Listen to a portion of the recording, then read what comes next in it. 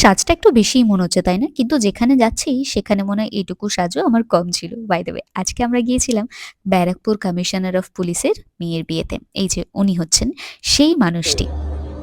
ছেলে getup change হয়ে গেছে, চিনা মুশকিল। বাড়িতে মা-বাবার মুখে ওনার কথা অনেক শুনেছিলাম। আজকে ১ম বার আমি সামনে থেকে দেখলাম। এত ভালো একজন মানুষ। যাই হোক, ওনাদের বাড়ির ডেকোরেশন কিন্তু ভীষণ ভালো ছিল। সবার ফার্স্ট এ গিয়ে আমরা ফিশ ফ্রাই আর চা নিয়ে নিয়েছিলাম। এখানে আরো অনেক পুলিশ অফিসাররা এসেছিলেন। তাদের সাথে বাবা এক, এক করে কথা বলছিলেন। অনেক চেনা মানুষের সাথেও বাবার দেখা হচ্ছিল, যদিও বা আমার কাছে সবটাই নতুন। তো আরেক প্লেট আমি ফিশ ফ্রাই নিয়ে এই যে এবার আমরা যাচ্ছিলাম রাতের ডিনারটা সারতে। একদম অল্প কিছু নিয়েছিলাম।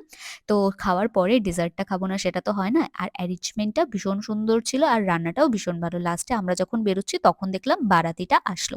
যাই হোক, আজকের ভিডিওটা তোমাদের কেমন লাগলো অবশ্যই জানিও। বাই দ্য ওয়ে লোকেশনটা দেখেছো? আর যে কটা গাড়ি সব কটা পুলিশের। তো আমি